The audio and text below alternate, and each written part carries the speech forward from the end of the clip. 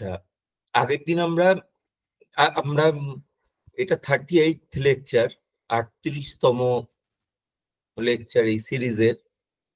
আগের দিন আমরা ট্রান্সেন্ডেন্টাল ডায়ালেকটিকের ইন্ট্রোডাকশন বলছিলাম, সেই সম্পর্কে আরেকটু কথা বাকি আছে, তারপরে আমরা ঢুকবো ট্রান্সেন্ডেন্টাল ডায়ালেকটিক সম্পর্কে। এখানে তিনি কতগুলো প্রিন্সিপালের কথা বলেছেন, প্রিন্সিপালস অফ রিজন। এখন প্রিন্সিপাল গুলো কিরকম ধরনের, আমরা তো আন্ডারস্ট্যান্ডিং এর প্রিন্সিপালও দেখেছি, কতগুলো প্রিন্সিপাল ছিল। এখানে আবার রিজনের কতগুলো প্রিন্সিপাল আছে। প্রথমেই বলা দরকার যে আন্ডারস্ট্যান্ডিং এর প্রিন্সিপাল গুলো রিজনের প্রিন্সিপালের তুলনায় লোয়ার গ্রেডের, মানে তার অধীন। রিজনের প্রিন্সিপালের অধীন আন্ডারস্ট্যান্ডিং এর প্রিন্সিপাল, বা বলা যায় আন্ডারস্ট্যান্ডিং এর প্রিন্সিপালের থেকেও রিজনের প্রিন্সিপাল গুলো, নীতিগুলো বেশি ব্যাপক। কান্ট নীতি আর রুল এই দুটোর মধ্যে পার্থক্য করেছেন। যে কোনো রুল নীতি নয়। উল্টো দিক থেকে যে কোনো ইউনিভার্সাল জাজমেন্ট না, যে কোনো নীতি প্রিন্সিপাল একটা ইউনিভার্সাল জাজমেন্ট,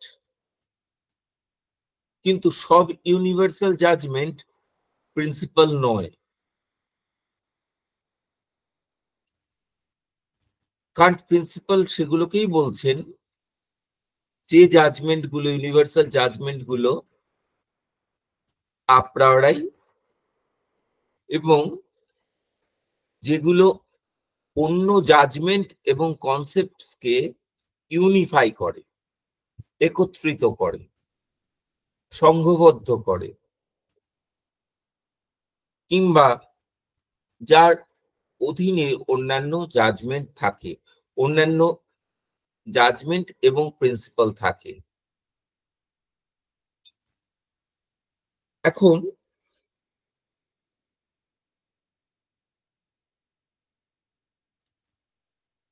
এটা পড়ছি হচ্ছে 357B.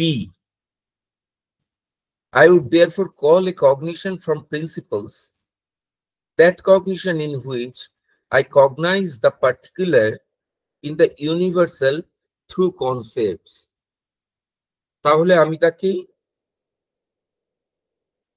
নীতির থেকে আমার যে জ্ঞানটা হয় সেটা আমি বলবো যে সেই জ্ঞানটা যেখানে আমার একটা বিশেষের জ্ঞান হয়, কিন্তু কার দ্বারা? প্রত্যয়ের দ্বারা। এবং কি বলছেন, সেটা একটা সামান্য প্রত্যয়ের ভেতর থেকে জ্ঞানটা হয়, সেটাই নীতি। তাহলে এটা খুব ওয়াইডার সেন্স অফ প্রিন্সিপাল, নীতির খুব ব্যাপক সেন্স। যেমন ধরো সব কাক কালো, তার মধ্যে পড়ে যায় এক্স কাকটাও কালো, কাকের প্রত্যয়ের মধ্যে পড়ে যায়, সার্বিক প্রত্যয়ের মধ্যে এক্স কাকটা পড়ে যায়। তাহলে সব কাক কালো, এটা একটা নীতি। কিন্তু কান্ট প্রকৃত অর্থে এটাকে নীতি বলতে চাইছেন না। নীতি বলতে এখানে তিনি বিশেষ অর্থে বুঝেছেন, কিন্তু সামান্য অর্থে এটা নীতি। Thus, every syllogism is a form of derivation of a cognition from a principle. For the major premise always gives a concept such that everything subsumed under its condition can be cognized from it according to principles. তাহলে এই অর্থে আমরা যখন কোনো inference করি, সেখানে যে major প্রেমিসটা থাকে, সেই মেজর প্রেমিসটা সবসময় ইউনিভার্সাল হবে। এবং ইউনিভার্সাল হবে বলে এবং তার আন্ডারে পার্টিকুলারটা সাবজিউমড হয়, তার অধীনে সেটা অন্তর্ভুক্ত হয়।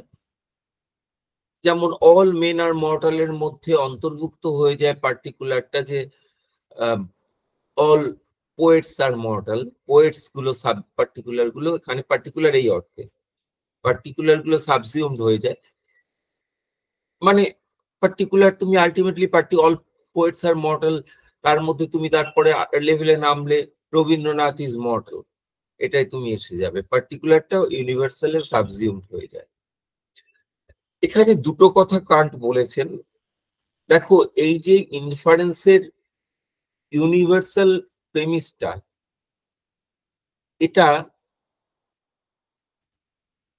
এটার অধীনে কিছু আছে। আচ্ছা, ন্যায় দর্শন অনেকেই পড়েছো, দেখেছো যে ন্যায় দর্শনে জাতিগুলো কিরকম হয়, তাদের সম্বন্ধ কিরকম। দুরকম সম্বন্ধ হতে পারে জাতি হলে। একটা হতে পারে দুটো আলাদা সার্কেল, দুটো আলাদা বৃত্ত, তাদের মধ্যে কোনো সম্পর্ক নেই, গত্য অসত্য। আর এক রকম ইন্টারসেকশনটা হবে না কখনো, গোবাসত্য, এটা হবে না, তাহলে জাতি নয়। আরেক রকম হয় যেটা একটা বড় সার্কেল, তার ভেতরে একটা ছোট সার্কেল, তার ভেতরে একটা ছোট সার্কেল, এইভাবে হয়, এটাও জাতির সম্বন্ধ। ব্যাপক ভাব ওরা বলেন। কান্ট এখানে সেই কথাটা বলছেন। তুমি একটা প্রেমিস দিয়ে শুরু করলে, ইউনিভার্সাল প্রেমিস, সেটা প্রিন্সিপাল হিসেবে কাজ করছে তোমার একটা ইনফারেন্সে, all men are mortal, all poets are men, therefore all poets are mortal. দেখো, অল পোয়েটস সেটা অল মেনের মধ্যে সাবজিউমড হয়ে যাচ্ছে, কিন্তু তুমি যদি নিচের দিকে আসো, all poets are mortal, all Bengali poets are mortal, all Bengali কি পেলে, অল পোয়েটস আর মর্টাল, তাহলে তুমি তার থেকে করতে পারো, মানে Rabindranath is a Bengali poet, therefore Rabindranath is mortal. ওপর দিকে গেলে all men are mortal, এই প্রিন্সিপালটা থেকে তুমি ওপর দিকে গেলে এটাও সাবজিউমড হয় কার আন্ডারে, all living beings are mortal. beings are mortal। তাহলে এটা থেকে তুমি ওপর দিকেও যেতে পারো, নিচের দিকেও যেতে পারো। কিন্তু যেখানে তুমি আর ওপরে যেতে পারবে না, খুব গোদা বাংলায় বলছি, যেখানে তুমি আর ওপরে যেতে পারবে না, সেটাই হচ্ছে আসল প্রিন্সিপাল অফ রিজন। এগুলো প্রিন্সিপাল, শিথিল অর্থে প্রিন্সিপাল, কিন্তু কান্ট যে অর্থে প্রিন্সিপালকে বুঝতে চেষ্টা করছেন, যে অর্থে প্রিন্সিপাল গুলো নিয়ে আলোচনা করছেন, সেটা হচ্ছে তার উপরে আর যাওয়া যায় না। ঠিক তেমনি আন্ডারস্ট্যান্ডিং এর যে প্রিন্সিপাল গুলো, ওগুলো হচ্ছে হাইস্ট প্রিন্সিপাল অফ আন্ডারস্ট্যান্ডিং।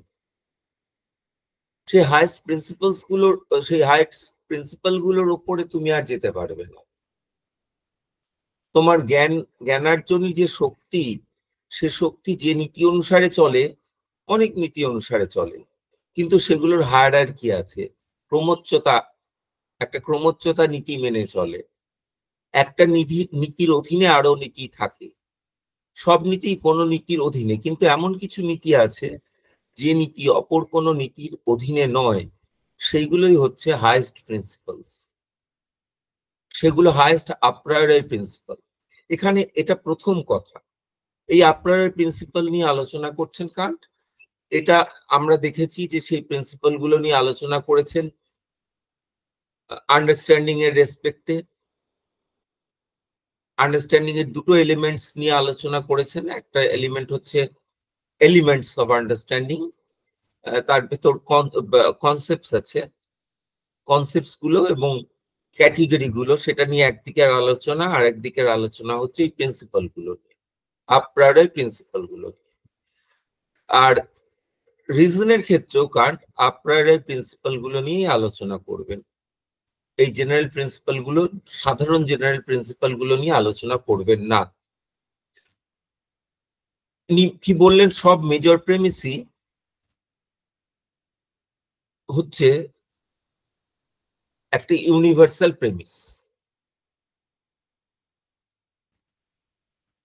এখানে একটু বলা দরকার, এই যে ইউনিভার্সাল প্রেমিস হয় তার আন্ডারে সাবজিউমড হবে কোনো কনসেপ্টের থ্রুতে অন্য কোনো প্রিন্সিপাল, অন্য কোনো ইউনিভার্সাল প্রেমিস।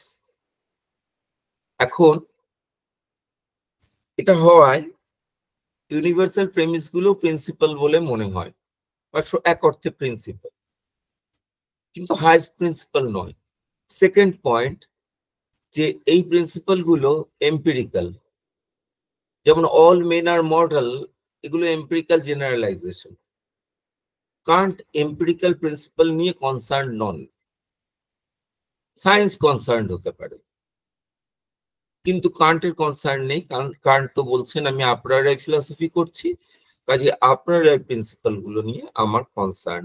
সেগুলোর বৈশিষ্ট্য কি? সেগুলোর একটা বৈশিষ্ট্য হচ্ছে আপনারাই, সেকেন্ড বৈশিষ্ট্য হচ্ছে সেগুলোর আন্ডারে সাবজিউমড হয়। কে সাবজিউমড হয়? পার্টিকুলার প্রিন্সিপালস এবং পার্টিকুলারস থ্রু কনসেপ্টস।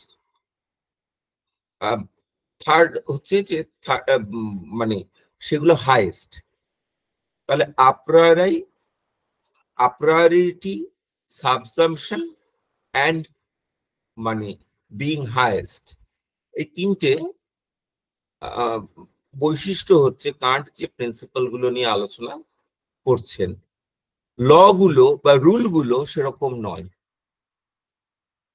রুল গুলো হাইয়েস্ট নয়। তাহলে এখানে হায়ারার্কি অনুসারে কি হবে? হায়ারার্কি অনুসারে তোমার সবার উপরে প্রিন্সিপাল গুলো থাকবে। প্রথমে দু লেভেলের প্রিন্সিপাল আছে। একটা লেয়ারের প্রিন্সিপাল হচ্ছে যেগুলো ট্রান্সেন্ডেন্ট প্রিন্সিপাল, যেগুলো ডায়ালেকটিকের আলোচনার বিষয়, সেগুলোর সঙ্গে এক্সপিরিয়েন্সের কোনো সম্পর্ক নেই। আবার এক্সপিরিয়েন্সের যে প্রিন্সিপাল গুলো সেগুলো আন্ডারস্ট্যান্ডিং দেয়, সেই প্রিন্সিপাল গুলো অন্য প্রিন্সিপাল গুলোকে সাবসিউম করে। যে প্রিন্সিপাল গুলোকে সাবসিউম করে সেই প্রিন্সিপাল গুলোকে বলা হয় ল বা রুল। রুল বলা হয়, যেমন সায়েন্টিফিক রুলস। তাহলে রুলস নিচের লেভেলের জিনিস, তার নিচের লেভেলের জিনিস হলো পার্টিকুলার প্রপোজিশনস। তাহলে পার্টিকুলার প্রপোজিশনস কখনো কখনো ইউনিভার্সাল প্রপোজিশনস, ইউনিভার্সাল প্রপোজিশনস আর রুলস অবশ্যই। All men are mortal is a rule. তাহলে পার্টিকুলার প্রপোজিশন, যেমন সক্রেটিস ইজ মর্টাল। পার্টিকুলার, তাহলে পার্টিকুলার অবজেক্টস এবং যেগুলো পার্টিকুলার রিপ্রেজেন্টেশন এবং পার্টিকুলার অবজেক্টকে ইউনিফাই করে, সেগুলো হচ্ছে রুল। এই জন্য আমি অনেক সময় বলে এসেছি, রুল আর প্রিন্সিপালের মধ্যে কিন্তু কান্ট ক্লিয়ার পার্থক্য করছেন, এই দুটোকে কনফিউজ করা যাবে না। প্রিন্সিপাল রুলের থেকে হায়ার লেভেল বা বলতে গেলে হাইয়েস্ট লেভেলের জিনিস। আমাদের রিজনের হাইয়েস্ট লেভেলের জিনিস হচ্ছে প্রিন্সিপাল, সেটা অনুসারে রুল হয়, সেটা অনুসারে আমাদের এক্সপিরিয়েন্স হয়।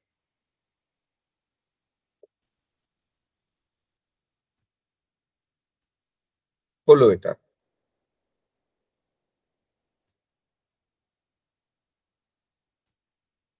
But if we consider this A301, but if we consider these principles of pure understanding, কোনটার কথা বলছেন? প্রিন্সিপালস অফ পিওর আন্ডারস্ট্যান্ডিং, যেগুলো তোমরা অ্যানালিটিকে শুনে এসছো। In themselves, as to their origin, they are anything but cognitions from concepts. For they would not even be possible a priori if we did not bring in pure intuition in mathematics. তাহলে সেখানে এই principle গুলো পেতে গেলে কি লাগে? আমার concept লাগে এবং ইনটুইশনও লাগে, পিওর ইনটুইশন লাগে। ম্যাথমেটিক্স এর ক্ষেত্রে যেমন উনি বলবেন পিওর ইনটুইশন লাগে। আমরা আগেই বলেছিলাম ম্যাথমেটিক্যাল অবজেক্ট গুলোকে এক্সপিরিয়েন্স দিয়ে পাওয়া যায় না, এক্সপিরিয়েন্সে 1 2 3 নেই এই মতে। কিন্তু তুমি যদি অন্যদের জিজ্ঞাসা করো, যেমন নৈয়ায়িককে জিজ্ঞাসা করো, নৈয়ায়িক বলবেন এক্সপিরিয়েন্সে 1 2 3 আছে। আমি এক্সপিরিয়েন্স দিয়ে দেখতে পাই ওটা একটা। কান্ট বলেন ওটা আমি দেখতে পাই না, ওটা আমি আরোপ করি। দুটো মতের মধ্যে পার্থক্য। কান্ট ইনটুইশনিস্ট এবং তিনি কনসেপচুয়ালিস্ট অ্যাবাউট ম্যাথমেটিক্স। দুটা একটা কনসেপ্ট। কিন্তু তুমি যদি নৈয়ায়িককে জিজ্ঞাসা করো বা তুমি যদি পিথাগোরিয়ানদের জিজ্ঞাসা করো, পিথাগোরিয়ানদের জিজ্ঞাসা করলে তারা বলবেন 1 2 3 এগুলো সব ওয়ার্ল্ডে আছে, ওয়ার্ল্ডে রিয়েল ওয়ার্ল্ডে আছে, এগুলোই real. Geometrical figure, triangle, circle, এগুলোই রিয়েল। এটা একটা ভিউ, এটা গেল একটা ভিউ। এটা অনেকটা প্লেটোনিক ভিউ এর সঙ্গেও মেলে, যেগুলো আছে, এর কনসেপ্ট গুলো আছে। আরেক রকম হচ্ছে কান্টের কনসেপচুয়ালিজম, যেখানে এগুলো আছে কিভাবে, আমার ফর্ম অফ ইন্টুইশন রূপে আছে 1 2 3। কারণ ওটা আমার স্পেস আর টাইম, যেগুলো ফর্মস অফ ইন্টুইশন, তার বৈশিষ্ট্য, স্পেস এন্ড টাইমের বৈশিষ্ট্য। কারণ টাইমকে আমরা ওইভাবেই বুঝি 1 2 3 করে, এটা আগে ওটা পরে। তাহলে এটা 0 হলে ওটা 1, এটা 0 হলে তাহলে অতীতটা -1, তারও অতীতটা -2, তারও অতীতটা -3, আর বর্তমানটা 0 হলে ভবিষ্যৎটা 1, আরো ভবিষ্যৎ 2025টার যদি 1 হয়, 2026 0 হয়, 2026টা 1 হবে, 2027টা 2 হবে, 2028টা 3 হবে। এইভাবে আমরা বুঝি, আমাদের যে কোনো রেপ্রেজেন্টেশনকেই আমরা এরকম ভাবে টেম্পোরালি বুঝি। তাহলে এই যে সাকসেশন অ্যান্ড সিমালটেনিটি, এইটাই ম্যাথমেটিক্যাল কনসেপ্ট গুলোর মূল। মেইনলি সাকসেশন ম্যাথমেটিক্যাল কনসেপ্ট গুলোর মূল। ম্যাথমেটিক্স আমি কেন পেয়েছি, এই 1 2 3 গুনতে পেরেছি কি করে, ওই আমার যেহেতু সাকসেশনের কনসেপ্টটা আছে। সাকসেশনের কনসেপ্টটা কান্টের মতে আপ্রায়রাই, কেননা এটা একটা আপ্রায়রাই ফর্মের বৈশিষ্ট্য, প্রপার্টি। আপ্রায়রাই ফর্মটা কি, টাইম।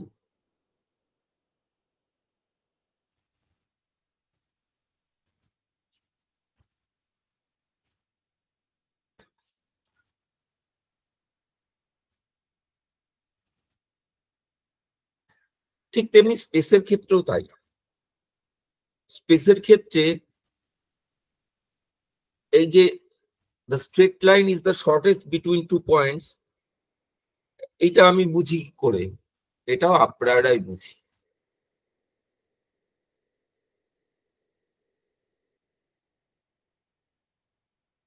কারণ এটা এক্সপিরিয়েন্স দিয়ে বোঝা যায় না। এটা স্পেস, যেটা পিওর ফর্ম অফ ইন্টুইশন, তার প্রপার্টি।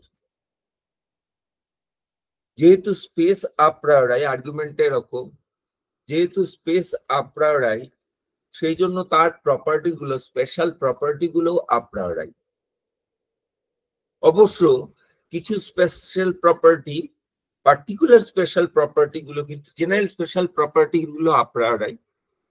যেমন স্পেস মানেই এক্সটেন্ডেড, তাহলে স্পেশাল অবজেক্ট হলেই এক্সটেন্ডেড হবে।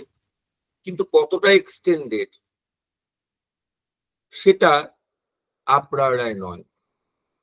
সেটা ওই দেখো, রাস্তাটা কতটা এক্সটেন্ডেড ইঞ্জিনিয়াররা ফিতে দিয়ে মাপেন, বাড়িটা কতটা এক্সটেন্ডেড সেটা ফিতে দিয়ে মাপেন কর্পোরেশনের লোক এসে,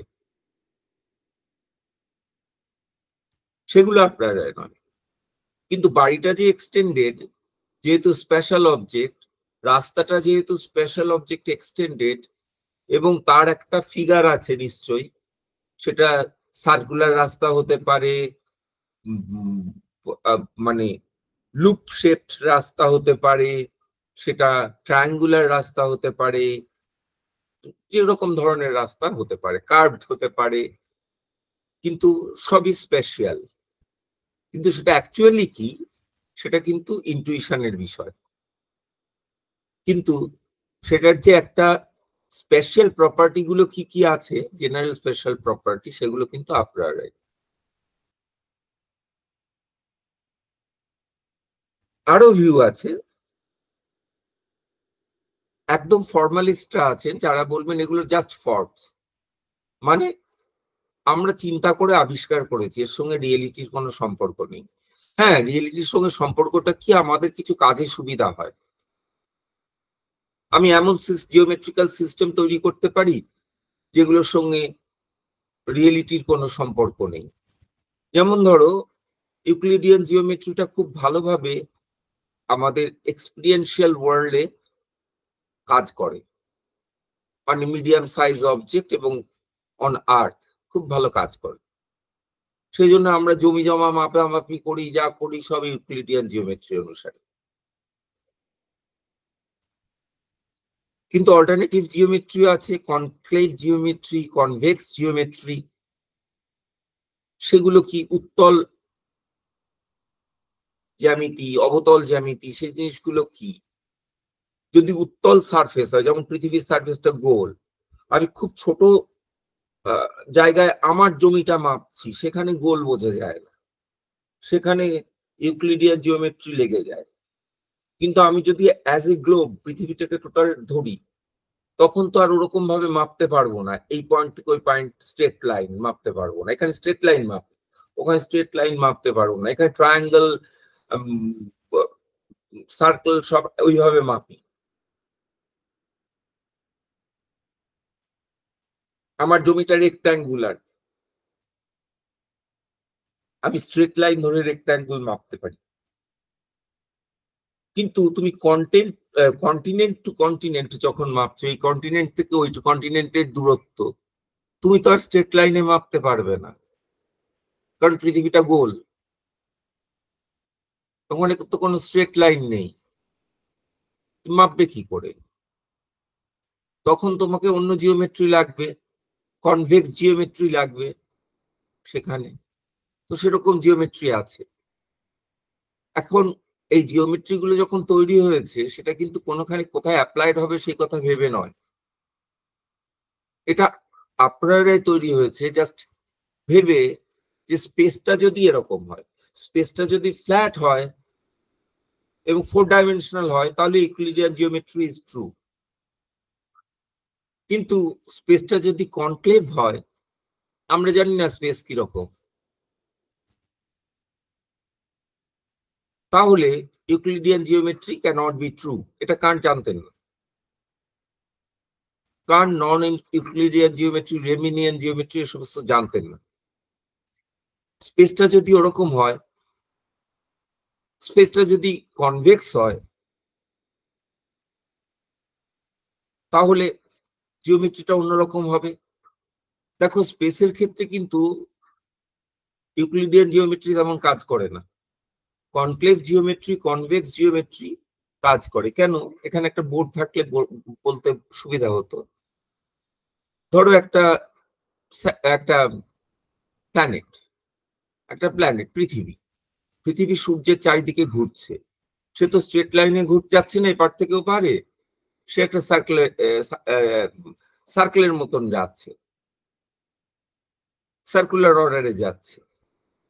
এখন সার্কুলার অর্ডারে যাচ্ছে, তাহলে তার গতি প্রকৃতি মাপতে গেলে তোমার সার্কেলের টার্মসে মাপতে হবে।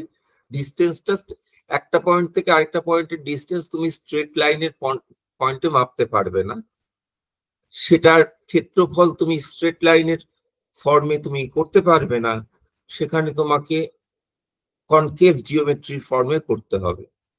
এখন এই সার্কেলটা তুমি ভাবো, সার্কেল দুটো দিক থাকে, একটা ভেতরের দিক, একটা বাইরের দিক।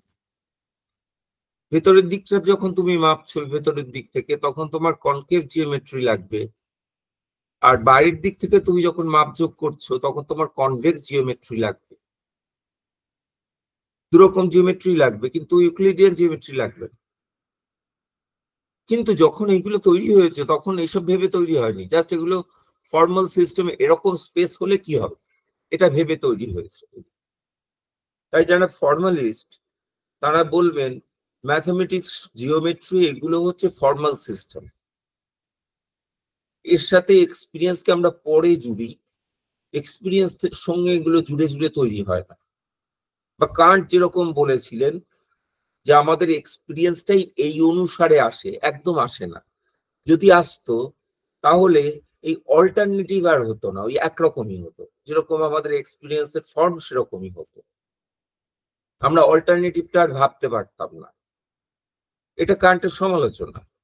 আমরা অল্টারনেটিভটা ভাবতে পারি সেহেতু কান্ট যে স্পেসের টাইমের কথা ভাবছেন সেই স্পেস টাইমের কনসেপ্টের মধ্যেই গন্ডগোল আছে, ওগুলো ফর্মস অফ ইনটুইশন নয়, এটা কেউ কেউ বলবে। আবার যারা রিয়েলিস্ট তাদের মধ্যে এক দল, যেমন নৈয়ায়িকের কথা যদি ধরো, সেখানে বলা হবে নাম্বার 1, 2 এগুলো রিয়েল ওয়ার্ল্ডে আছে, সরি নাম্বার 1 রিয়েল ওয়ার্ল্ডে আছে, প্রত্যেকটা বস্তু নাম্বার 1 নিয়েই জন্মায়। আমার ল্যাপটপটা নাম্বার 1 নিয়ে জন্মেছে, নাম্বার 1টাকে তৈরি করি, নাম্বার 1টা নিত্য জাতি। কিন্তু what about 2 and 3, 4, 5, 6 and other numbers? সেগুলোর ক্ষেত্রে কি করবে? সেগুলো নিয়েও জন্মেছে, তাহলে যে কোনো জিনিসকেই তো 2 বলে দেওয়া যাবে, 3 বলে দেওয়া যাবে, 100 বলে দেওয়া যাবে, মিলিয়ন বলে দেওয়া যাবে, যে কোনো সব বস্তুর মধ্যেই সব সংখ্যা আছে। নৈয়ায়িকরা এখানে একটা অদ্ভুত ইনোভেটিভ থিওরি দিলেন, দিয়ে বললেন ওয়ানটা রিয়েল ইন দ্য সেন্স যে বস্তু জগতে আছে এবং বস্তুর স্বরূপ ধর্ম, সেটা বস্তুর থেকে এলিয়েনেবল নয়, বস্তু যতক্ষণ আছে ওয়ান সঙ্গে আছে।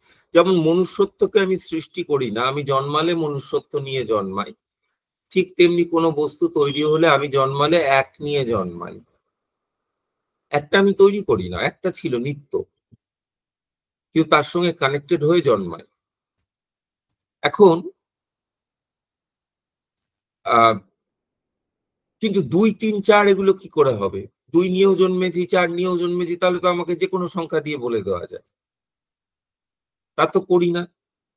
আমি বলি আমার ল্যাপটপটা আমার পেন, আমার ল্যাপটপ আর আমার পেন এই দুটো নিয়ে 2। আবার বলি আমার ল্যাপটপ আর এই কান্টের বইটা এটা নিয়ে 2, তাহলে ল্যাপটপ কখনো দেখো পেনের সাথে 2 হয়ে গেল, আবার কখনো কান্টের বইয়ের সাথে 2 হয়ে গেল। কান্টের বইটা 1 ছিল, ল্যাপটপের সাথে যুক্ত হলে 2 হলো। আবার তুমি দেখছো, আমি দেখছি ল্যাপটপ আর কান্টের বই 2, তুমি দেখছো আমার ল্যাপটপ, কান্টের বই আর পেন, তাহলে এগুলোর মধ্যে 3 আছে। তোমার কাছে 3 আছে, আমার কাছে এদের মধ্যে 2 আছে, এটা আবার কি ধরনের ব্যাপার? এটা কি করে ব্যাখ্যা করা যাবে? তাহলে ল্যাপটপটার মধ্যে কি আছে? 1 আছে তো বুঝলাম, সেটা সবার কাছেই আছে, ওটা 1। কিন্তু 2, 3, 4 এরকম একজনটাকে 4 দেখছে, একজন 3 দেখছে, একজন 2 জানছে, এটা কি করে হবে?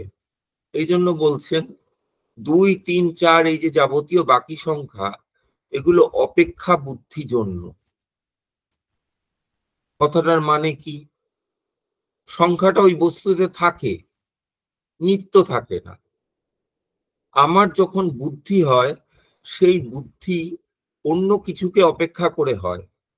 যেমন ল্যাপটপটার 2 বুদ্ধি হলো আমার কিসের না, আমার কলমটাকে অপেক্ষা করে, তাই জন্য এটা আমার অপেক্ষা বুদ্ধি। এই বুদ্ধির থেকে, জ্ঞানের থেকে ওটার ভেতর 2 গেল, তো জ্ঞান ক্ষণস্থায়ী, তো 2 সংখ্যাটাতে থাকবে, রিয়েলি থাকবে, ওরা রিয়েলিস্ট, রিয়েলি থাকবে, কিন্তু যতক্ষণ আমার 2 এর বুদ্ধি হচ্ছে ততক্ষণই আমার থাকবে। যেই মুহূর্তে আমার সেই বুদ্ধিটা চলে গিয়ে আবার 3-এর বুদ্ধি হলো, ল্যাপটপ, পেন আর বই, তখন ওতে আবার 3 থাকলো। আবার একই সঙ্গে ওতে 2ও থাকতে পারে, 3ও থাকতে পারে। আমি ওকে 2 বলে জানছি, তুমি ওকে 3 বলে জানছো। কাজে এগুলো অপেক্ষা বুদ্ধি জন্য। কান্টের ভিউটা অন্য। কান্ট কনসেপচুয়ালিস্ট। এই জন্য অনেকেরই বুঝতে অসুবিধা হয় যে 7 + 5 = 12, এটাকে কান্ট কেন সিনথেটিক বলছেন। কারণ ভাঙলে এদিকেও 12টা 1 বেরোবে, ওদিকেও 12টা 1 বেরোবে, অ্যানালিটিকই হয়ে গেল। না, অ্যানালিটিক হলো যদি তুমি ফর্মালিস্ট হও তাহলে অ্যানালিটিক হলো, যদি তুমি কনসেপচুয়ালিস্ট হও তাহলে অ্যানালিটিক হলো না। 7 + 5 = 12 অ্যানালিটিক হলো না। ধরো 7 এর প্রত্যেকটা আলাদা আলাদা কনসেপ্ট, 7 এর একটা কনসেপ্ট, 5 এর একটা কনসেপ্ট, 12 এর একটা কনসেপ্ট, আলাদা আলাদা কনসেপ্ট। তোমার 7 এর কনসেপ্ট আছে, 5 এর কনসেপ্ট আছে, কিন্তু তুমি 5 পর্যন্ত গোনা শিখেছো, তোমার তাহলে 7 এর কনসেপ্ট হয়েছে 1 2 3 4 5 6 7, এই পর্যন্ত কনসেপ্ট হয়েছে। তাহলে প্লাসের কনসেপ্টও হয়েছে 7 কনসেপ্ট প্লাস কনসেপ্ট 5, তুমি যোগ করতে পারো, যোগ মানে কি জানো, কিন্তু তোমার 12 এর কনসেপ্ট হয়নি, তুমি 7 পর্যন্তই গোনা শিখেছো, 12 এর কনসেপ্ট নেই, তুমি কিছুতেই এটাই পৌঁছাতে পারবে না। তাহলে তুমি সাবজেক্ট থেকে প্রেডিকেটে পৌঁছাতে পারলে না, এই জন্য এটা অ্যানালিটিক নয়। তাহলে এটা অ্যানালিটিক নয় কেন, সেটা তখন যখন ম্যাথমেটিক্স আলোচনা করেছি তখন আমি বলিনি, এখন বলছি যে এখানে দরকার হয়েছে বলে। এটা অ্যানালিটিক নয় এই কারণে, কারণ এখানে অ্যাজিউমড হচ্ছে কনসেপচুয়ালিজম, ওটা একটা ডিফারেন্ট কনসেপ্ট, ওটা জাস্ট ফর্মাল সিস্টেমের মতো নয়, এটা কনসেপচুয়াল সিস্টেম।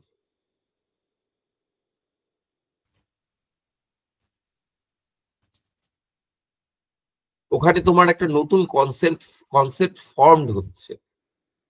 যখন তুমি প্রথমবার জানলে 7 + 5 = 12, তুমি তখন একটা নতুন কনসেপ্ট পেলে। আচ্ছা,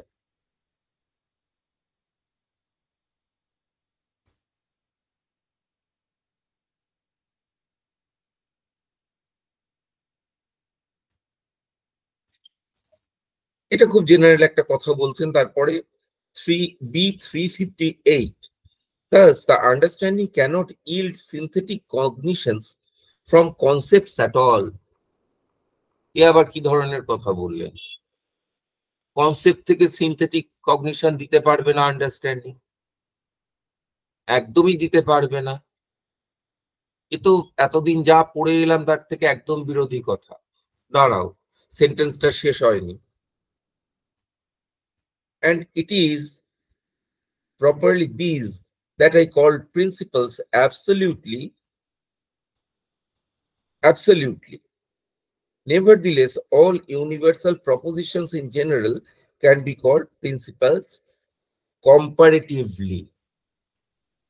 ওই প্রিন্সিপাল গুলো না থাকলে শুধু কনসেপ্ট থেকে আন্ডারস্ট্যান্ডিং কোনো কগনিশন দিতে পারবে না। প্রিন্সিপাল গুলো উপরে আছে, আমরা বলেছিলাম সেই অনুসারেই হয়, সেই অনুসারে আমার এক্সপিরিয়েন্স হয়, সেই অনুসারে আমি জাজমেন্ট গঠন করি। এখন কান্ট আন্ডারস্ট্যান্ডিং এর তো তিনটে কাজ দিয়েছে। একটা কাজ হচ্ছে কনসেপ্টস মানে ক্যাটেগরিজ প্রোভাইড করা এবং কনসেপ্টস প্রোভাইড করা। সেকেন্ড কাজ হচ্ছে ইমাজিনেশন। থার্ড কাজ হচ্ছে আন্ডারস্ট্যান্ডিং এর প্রিন্সিপালস দেওয়া। আর সেন্সিবিলিটি আন্ডারস্ট্যান্ডিং দুটোরই আরেকটা কাজ আছে, বাইন্ডিং। সেন্সিবিলিটি স্পেস অ্যান্ড টাইমে ম্যানিফোল্ডকে বাইন্ড করে, আন্ডারস্ট্যান্ডিং স্পেস আর টাইমে যে ম্যানিফোল্ড গুলো বাউন্ড হয়েছে মানে অ্যাপিয়ারেন্স, সেগুলোকে অর্গানাইজ করে, অর্থাৎ বাইন্ড করে, brings together. the different appearances.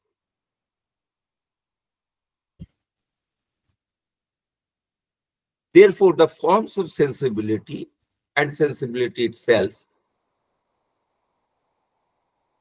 organizes, or rather binds,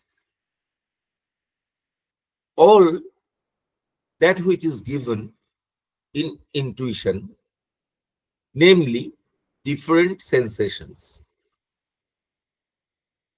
And the understanding arranges and combines different appearances or different representations into one and brings it under one category.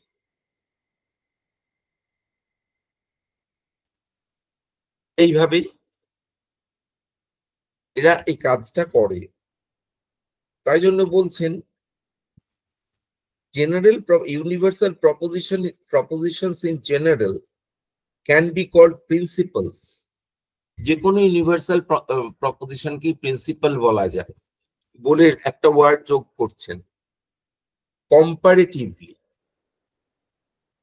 Comparatively বলা যায়। এগুলো প্রকৃত অর্থে principal নয়।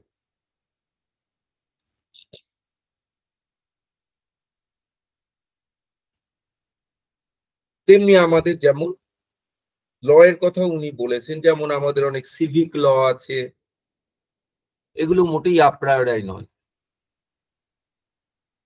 তাহলে ল এর মধ্যেও আবার হায়ারার্কি আছে, কিছু আপ্রায়রাই রুল আছে, সেগুলোকে রুল বলে, রাদার ল বলে না, আপ্রায়রাই রুল বলে। যেমন উনি বলেছিলেন যে প্রত্যেকটা ক্যাটেগরি এক একটা রুল। কথাটা আমি বারবার রিপিট করেছি, মানে আমি রিপিটেটিভলি বলেছি যে সেগুলো হচ্ছে রুল, তার আন্ডারে ল পড়ে। অনেক রকম ল আছে, ন্যাচারাল ল, সিভিক ল, এই সমস্ত কথা উনি বলছেন। সিভিক ল কি করে, আমাদের ফ্রিডমকে, এম্পিরিক্যাল ফ্রিডমকে সেটা লিমিট করে।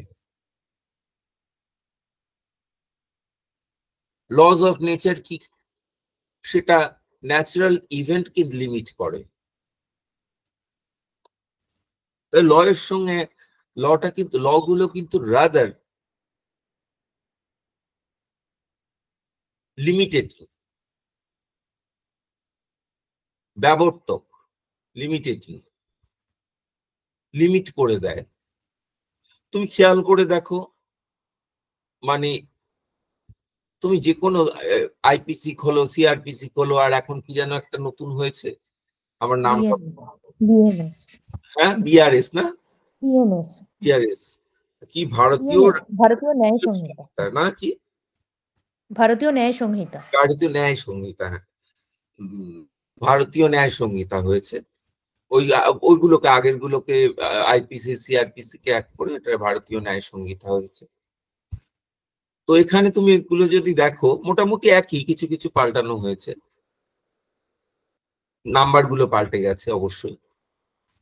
আমি এখনো বিআরএসটা কিছুই রপ্ত করতে পারিনি, আইপিসি সিআরপিসি গুলো অনুসারেই মেনলি কথা বলতাম, কিন্তু এখনো বিআরএস রপ্ত করিনি, তার কপিও আমার হাতে এসে এখনো পৌঁছায়নি, ডাউনলোড করিনি। কিন্তু যাই হোক, এখানে যা বলা হয় সব নেগেটিভ কথা বলা হয়, একটাও পজিটিভ কথা বলা হয় না। তুমি চুরি করবে না,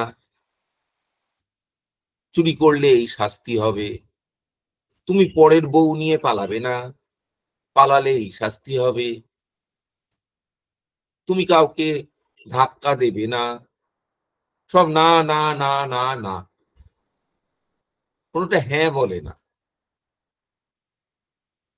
তাহলে কি করে লগুলো, আসলে তোমার ফ্রিডমকে, ফ্রিডমের একটা লিমিট বলে দেয়। তুমি কথা বলবে, তোমার ফ্রিডম অফ রাইট আছে, সেগুলো কিন্তু কনস্টিটিউশন, সেগুলো কনস্টিটিউশন, সেগুলো ল নয়, সেগুলো পজিটিভ। কিছু ন্যাচারাল রাইট আছে, সেগুলো সব পজিটিভ, রাইট গুলো পজিটিভ, কিন্তু ল গুলো সব নিষেধ।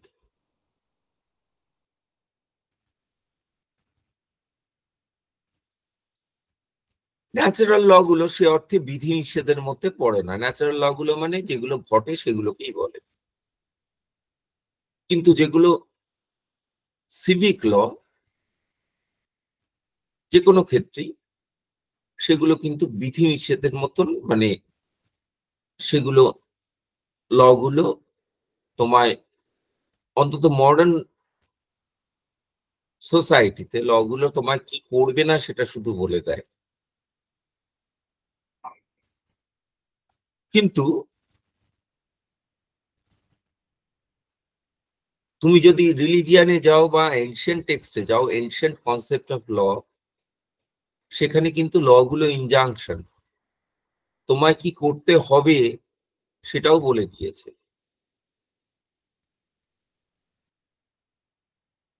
সিভিক ল গুলো সেরকম সাধারণত নয়, খুব কম ক্ষেত্রে সেরকম।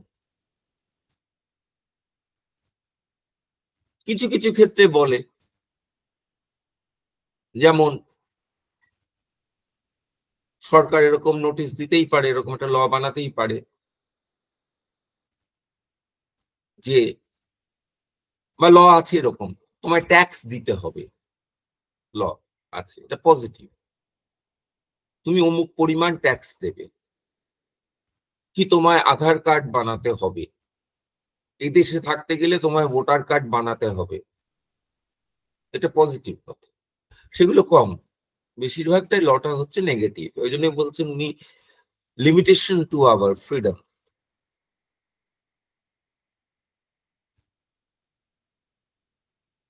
If the B359, if the understanding may be a faculty of unity of appearances, তাহলে কি এটা faculty of unity of appearances আরেকটা কাজ আন্ডারস্ট্যান্ডিং করে, এটাকে বলা হয়েছে ফ্যাকাল্টি অফ, মানে কগনিশনও যেমন বলা হয়েছে, ফ্যাকাল্টি অফ ইউনিটি অফ অ্যাপিয়ারেন্সেসও বলা হয়েছে, তার সঙ্গে বলা হয়েছে কি আরেকটা, faculty of judgement.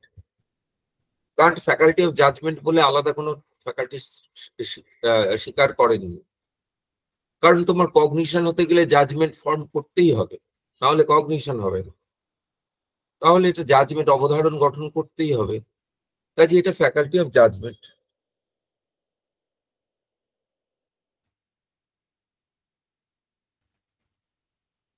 By means of rules, then reason is the faculty of the unity of rules of understanding under principles. তাহলে ওই হায়ারার্কিটা বললাম যে আন্ডারস্ট্যান্ডিংটা হচ্ছে ফ্যাকাল্টি অফ জাজমেন্ট, যেটা ফ্যাকাল্টি অফ রুলস, তার কিছু প্রিন্সিপাল মেনেই রুল করতে হয়। তাহলে আন্ডারস্ট্যান্ডিং এর নিজস্ব কিছু প্রিন্সিপাল আছে, কারণ এখানে সেই প্রিন্সিপাল গুলো বলছেন না, তার উপরের স্তরের প্রিন্সিপালস বলছেন। কি বলছেন যে, আবার পড়ছি, reason is the faculty of unity. এবার রিজন বলে যে ফ্যাকাল্টিটা মানেন, যে বৃত্তিটা মানেন, বুদ্ধিবৃত্তি, যুক্তিবৃত্তি মানেন, সেটা কি হচ্ছে, ফ্যাকাল্টি অফ ইউনিটি, সেটাও ইউনিফাই করার ফ্যাকাল্টি অফ রুলস। তাহলে আন্ডারস্ট্যান্ডিং কি করে, অ্যাপিয়ারেন্স কে রুলের আন্ডারে আনে, রিজন কি করে, রুলকে প্রিন্সিপালের আন্ডারে আনে। মাঝখানে ওইটার কথা আমি বারবার করে, এখানে কান্ট নিজে বলছেন না, কিন্তু আমি বারবার করে যোগ করে যাচ্ছি, আন্ডারস্ট্যান্ডিং এর নিজস্ব কিছু প্রিন্সিপাল আছে, যে প্রিন্সিপাল গুলো ওই রুল গুলোকে, প্রিন্সিপাল অনুসারে ওই রুল গুলো হয়, যে প্রিন্সিপাল গুলো আমরা পড়ে এসছি।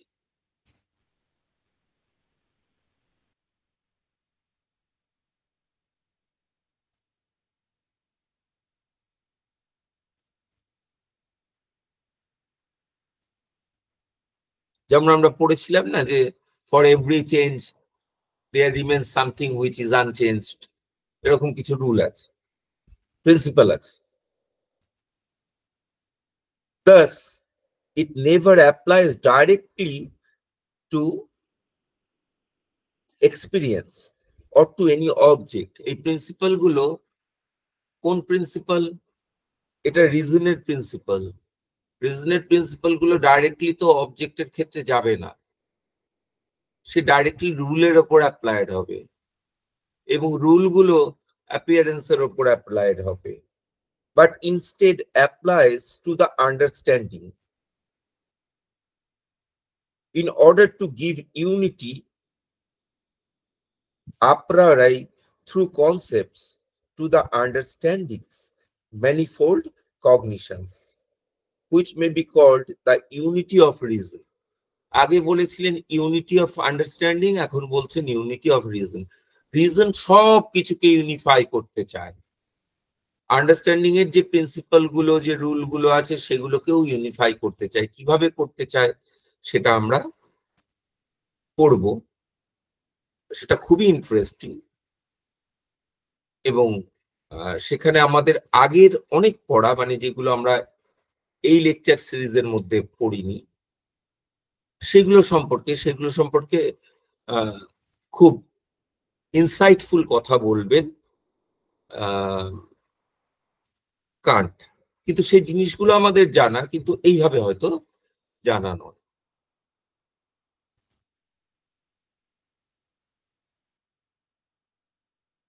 The unity of reason. This is the universal concept of the faculty of reason. তাহলে ফ্যাকাল্টি অফ রিজনের সাধারণ ধারণা এটা, এই ফ্যাকাল্টি অফ রিজনটা হচ্ছে এই ধরনের, এই কাজ করে। কি কাজ করে? একটা হচ্ছে ইউনিফাই করে, ফ্যাকাল্টি অফ রিজনের কথা বলছি, রিজন ইন জেনারেল বলছি না, ফ্যাকাল্টি অফ রিজন অর্থাৎ যুক্তিবৃত্তি কি কাজ করে? ইউনিফাই করে। কাকে ইউনিফাই করে? রুলস আর লোয়ার লেভেল প্রিন্সিপালস কে। কান্ট শুধু রুলস এর কথাই বলছেন, রুলস গুলোকে, রুলস অফ আন্ডারস্ট্যান্ডিং, তাকে ইউনিফাই করে, ডাইরেক্ট অ্যাপিয়ারেন্স কে ইউনিফাই করে না। সেকেন্ড, এটার উপরে আর যাওয়া যায় না, এগুলো হাইয়েস্ট প্রিন্সিপালস। এই প্রিন্সিপাল গুলোর উপরে আর কোনো আমাদের বোধ আর কোনো প্রিন্সিপাল তৈরি করতে পারে না। তিন, এই প্রিন্সিপাল গুলোর সঙ্গে এক্সপিরিয়েন্সের কোনো যোগ নেই, ডাইরেক্ট কোনো যোগ নেই। থ্রু আন্ডারস্ট্যান্ডিং হতে পারে, কিন্তু ডাইরেক্ট কোনো যোগ নেই। ফোর, এ কিছু কনসেপ্টস দেয়, যেমন আন্ডারস্ট্যান্ডিং কিছু কনসেপ্টস দেয় যেগুলোকে বলা হয় ক্যাটেগরি, কিছু কনসেপ্টস এম্পিরিক্যালি অ্যাকোয়ার করে যেগুলোকে কনসেপ্টস বলেছেন কান্ট। এও কিছু কনসেপ্টস দেয়, সেগুলোর নাম কনসেপ্টস নয়, সেগুলো হলো আইডিয়াস। আইডিয়াস কাকে বলে? আগের লেকচারে 37th লেকচারে আমি একটু বলেছিলাম। সেগুলো আন্ডারস্ট্যান্ডিং এর যেগুলো হাইয়েস্ট কনসেপ্ট, সেগুলোকে বলে ক্যাটেগরি। আর রিজনের যেগুলো কনসেপ্টস, সেগুলো বলা হয় আইডিয়াস। তার সঙ্গে এটা আরেকটা জিনিস দেয়, সেটা হচ্ছে আইডিয়াল। আইডিয়া নয়, আইডিয়াল, আদর্শ।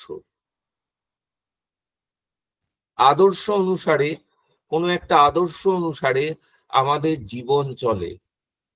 সেই আদর্শটা কোথা থেকে আসে? সেই আদর্শের বোধটা আমাদের আসে রিজন থেকে। রিজন আমাদের এটা দেয়। এই সবকটাই করে আপ্রায়রাই। যেহেতু আপ্রায়রাই, তাই এগুলো নেসেসারি।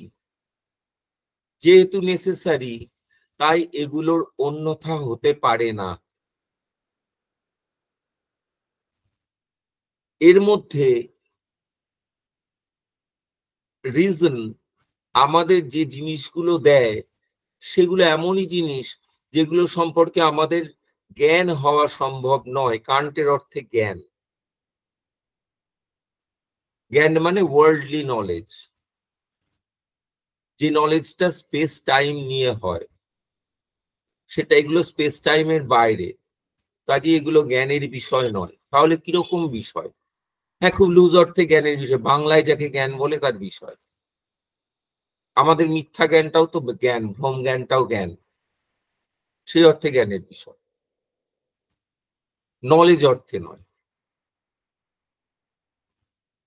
ভারতীয় দর্শনের অর্থে জ্ঞানের বিষয়, কান্টের অর্থে জ্ঞানের বিষয় নয়।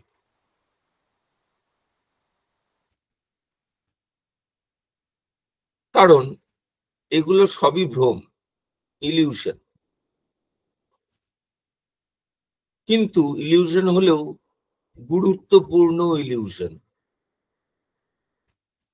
ইলিউশন মাত্রই, ভ্রম মাত্রই খারাপ নয়, ভ্রমের প্রয়োজন আছে। আমাদের সাধারণ জীবনেও আমরা দেখি অনেক ভ্রমের প্রয়োজন আছে। খুব মানবিক সম্পর্ক নিয়ে যদি বলি,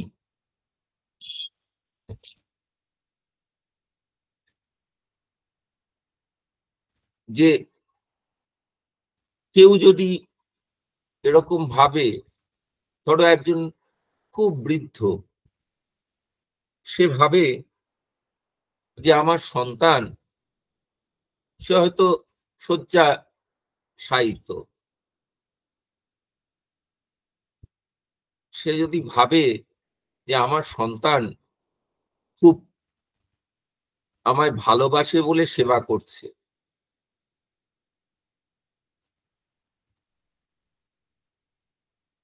কিন্তু হয়তো তার সন্তান তাকে ভালোবাসে বলে সেবা করছে না, কিংবা তার সন্তান বলবো কেন, ধরো বৃদ্ধ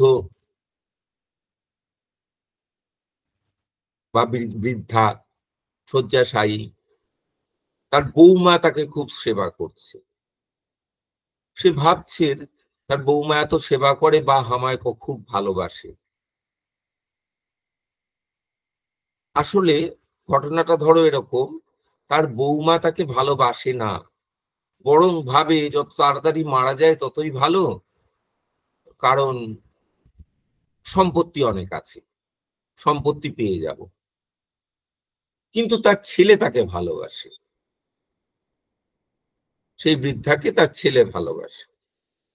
এখন ছেলে যেহেতু ভালোবাসে, সেখানে ছেলে যদি মায়ের কাছ থেকে রিপোর্ট পায় যে তার বৌমা তাকে অনাদর করেছে, তাহলে সে ভর্ৎসিত হবে।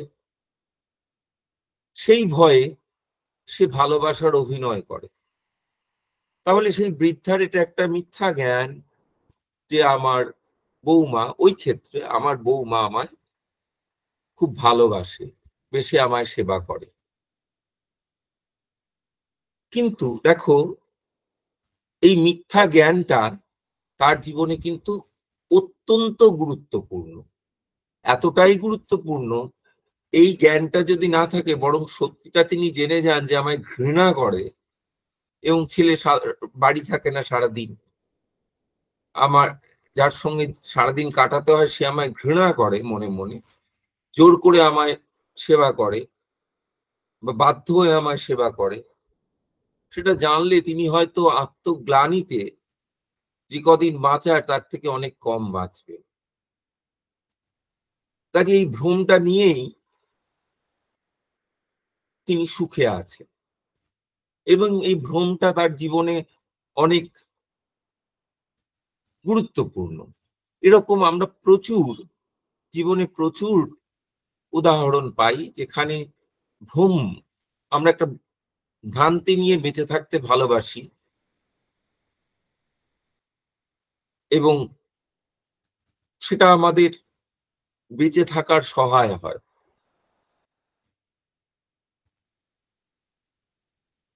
সন্তান নিরুদ্দেশ, 20 বছর নিরুদ্দেশ, তবুও, এবং কিছু কিছু প্রমাণ পাওয়া গেছে যে তাকে হত্যা করা হয়েছে, কিন্তু বাবা মা তবু আশা ধরে বসে রয়েছে সে একদিন ফিরে আসবে, তার সাথে কথা বলবে। এই যে ভ্রমটা, এই ভ্রমটা যদি কাটিয়ে দেওয়া হয়, তাহলে হয়তো তাদের বাঁচার সমস্যা হবে। আছে, আমরা অনেক সময় বলি ভুল ভাবছে ভাবুক না, ভালো আছে তো, এইটা। কিন্তু এখানে তার যে ভ্রমের কথা বলছেন সেটা ওরকম নয় যে ভুল ভাবছে ভাবুক না, ভালো আছে তো, এইটা এখানে নয়। এখানে ভ্রমটা হচ্ছে যে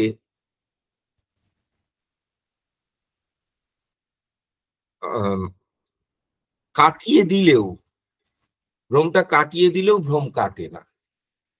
আগের দিন বলেছিলাম যেমন ইউনিভার্সাল ইলিউশনের ক্ষেত্রে ভ্রম কাটিয়ে দিলেও কাটে না।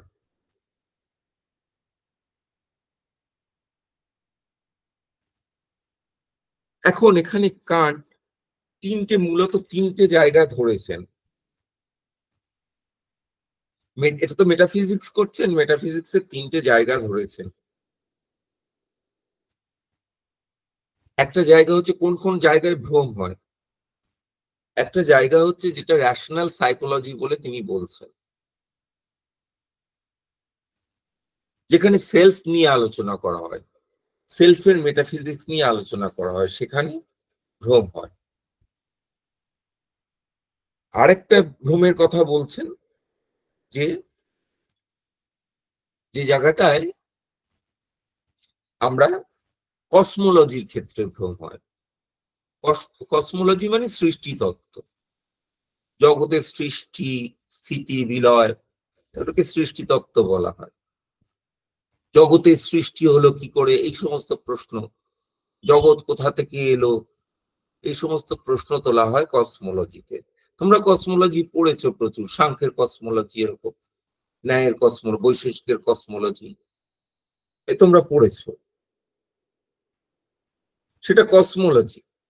তার বিষয়টা কি? তার বিষয়টা হচ্ছে ওয়ার্ল্ড। তাহলে ওয়ার্ল্ড সম্পর্কে আমাদের কিছু ভুল আছে, আমাদের কনসেপচুয়াল এরার আছে। আরেকটা হচ্ছে থিওলজি, আরেকটা এরিয়া থিওলজি, ধর্মতত্ত্ব, সেখানে আমাদের যে কনসেপচুয়াল এরার সেটা হচ্ছে গড, ঈশ্বর। এখন এটা অনুসারে তিনি বলছেন আমাদের কিছু ট্রান্সেন্ডেন্টাল আইডিয়া আছে। ট্রান্সেন্ডেন্টাল আইডিয়া বলতে এখানে ট্রান্সেন্ডেন্ট আইডিয়া বোঝাচ্ছেন। লিখেছেন ট্রান্সেন্ডেন্টাল, কারণ নিজেও জায়গায় জায়গায় কনফিউজ করেছেন ওয়ার্ড, নিজে নিজে খুব ফ্যাস্টিডিয়াস অ্যাবাউট ইউজ অফ ওয়ার্ডস হলেও এত বড় লিখছেন তো জায়গায় জায়গায় নিজেও কনফিউজ করেছেন। এই যে বলছেন ট্রান্সেন্ডেন্টাল আইডিয়াস, এগুলো ট্রান্সেন্ডেন্টাল আইডিয়াস অবশ্যই নয়, এগুলো ট্রান্সেন্ডেন্ট আইডিয়াস।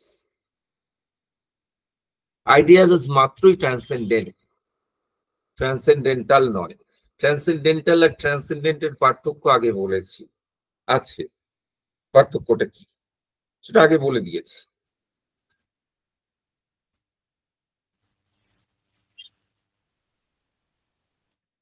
এই আইডিয়া অনুসারে আমরা কিছুর থেকে কিছুকে অনুমান করি। দেখো আমাদের অনুমানটা কি, অনুমানের ফর্মটা হচ্ছে আমরা জগতে যা কিছু আছে, আমাদের অভিজ্ঞতায় যা কিছু ধরা পড়ে, সবকিছু শর্তাধীন। আমি জানি যে ফলটা খাচ্ছি, আপেলটা খাচ্ছি, সেটা একটা গাছ থেকে এসছে। আমি তো গাছটা দেখিনি, কিন্তু আমি জানি এটা গাছ থেকে এসছে। গাছটা আবার একটা বীজ থেকে এসছে, বীজটা আবার একটা আপেল থেকে এসছে, আপেলটা আবার একটা গাছ থেকে এসছে। যা আমার এক্সপিরিয়েন্সে ধরা পড়ে সবই কন্ডিশন। এর থেকে আমি ওই আইডিয়া অনুসারে আনকন্ডিশনডে যেতে চাই, যেটা সবকিছুর কন্ডিশন কিন্তু নিজের কোনো কন্ডিশন নেই, সেটাই পৌঁছাতে চাই। এরকম আনকন্ডিশন কন্ডিশন, নিঃশর্ত শর্ত, এরকম জিনিসের অভিজ্ঞতা আমাদের হয় না। আমাদের অভিজ্ঞতা যার কিছুর হয় সেটাই হচ্ছে শর্তাধীন শর্ত। আনকজড কজের আমার অভিজ্ঞতা হয় না, অকারণ কারণ অভিজ্ঞতা হয় না, কার্যরূপ কারণের অভিজ্ঞতাই হয়, অকার্য কারণ এই অভিজ্ঞতাটা হয় না। কিন্তু সেটা আমাদের প্রিন্সিপাল গাইড করে সেখানে যেতে। এই অনুসারে কার্ট বলছেন যে কিভাবে আমরা এই ইনফারেন্সের মাধ্যমে সেখানে পৌঁছাই। আজকে সেই ইনফারেন্স গুলো বলবো না, কারণ আজকে তো আর সময় নেই। আজকে শুধু এইটুকু বলেই শেষ করছি যে এই তিনটে ফিল্ড বলা হলো, তিনটে ফিল্ডে তিনি 3 রকমের ইনফারেন্সের কথা বলে আলোচনা করেছেন এবং সেগুলোর ফ্যালাসি দেখিয়েছেন। 1 নম্বর প্যারালজিজম, এটা হচ্ছে inference concerning the idea of a soul, আত্মার ধারণা সম্পর্কে, এখানে ধারণা প্রত্যয় নয়, ধারণা সম্পর্কে। ওই জন্য বললাম এটা ট্রান্সেন্ডেন্টাল আইডিয়া হবে না, ট্রান্সেন্ডেন্ট আইডিয়াস হবে। কার্ট লিখছেন transcendental ideas, idea of a soul. Number 2, যেখানে অ্যান্টিনমিস গুলো আলোচনা করছেন নাম্বার 2 তে। নাম্বার 1 এ প্যারালজিজম আলোচনা করছেন, সেখানে সোলের আলোচনা। নাম্বার 2 তে অ্যান্টিনমি গুলো আলোচনা করছেন, যেখানে idea of a world, of the world as a whole, understanding তো ওয়ার্ল্ড নিয়েই আলোচনা করে, কিন্তু ওয়ার্ল্ড নিয়ে এই জ্ঞান ওই জ্ঞান, এই ওয়ার্ল্ডের এই পার্ট ওই পার্ট, এটা ফিজিক্স ওটা এটসেট্রা এটসেট্রা, আন্ডারস্ট্যান্ডিং আলোচনা করে। কিন্তু ওয়ার্ল্ড অ্যাজ এ হোল এটা আন্ডারস্ট্যান্ডিং এর আলোচনার বাইরে, কারণ আন্ডারস্ট্যান্ডিংটা বা জ্ঞানার্জনী শক্তিটা ওয়ার্ল্ডের অধীনে। ওয়ার্ল্ড অ্যাজ এ হোল, ওয়ার্ল্ডেরই একটা রিয়েলিটি হচ্ছে আন্ডারস্ট্যান্ডিং, তাহলে ওয়ার্ল্ড অ্যাজ এ হোল সেটা নিয়ে আর আন্ডারস্ট্যান্ডিং আলোচনা করতে পারবে না। তাহলে the idea of the world as a whole এটা কিন্তু আলোচনা করা হচ্ছে, এবং এই আইডিয়াটায় পৌঁছায় যে ইনফারেন্স গুলো, তার যে ফ্যালাসি হয় সেটা তিনি দেখাচ্ছেন। এই ইনফারেন্স গুলোকে বলা হয় অ্যান্টিনোমিস বা সৎপ্রতিপক্ষ যুক্তি। আরেক রকম তিনি বলছেন দ্য আইডিয়া, এখানে আইডিয়া থেকেও আইডিয়াল কথাটা কান্টের বলা উচিত ছিল, আইডিয়া বলছেন, the idea of pure reason. এটাকে আইডিয়াও বলেছেন, আইডিয়ালও বলেছেন। আইডিয়া অফ পিওর রিজন সেটা কি?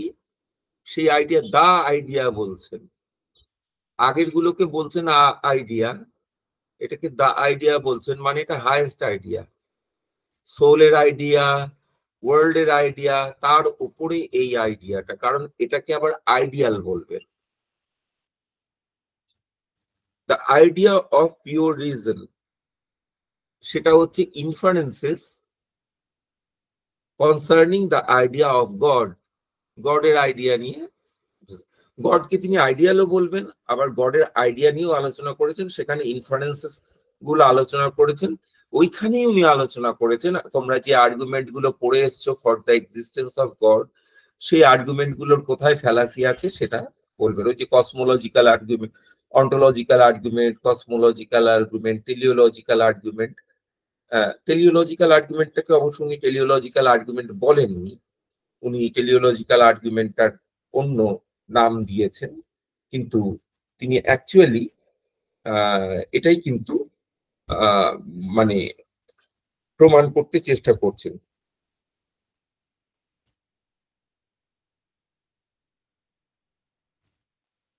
উনি টেলিওলজিক্যাল আর্গুমেন্টটাকে বলবেন ফিজিকো থিওলজিক্যাল প্রুফ, ফিজিকো থিওলজিক্যাল প্রুফ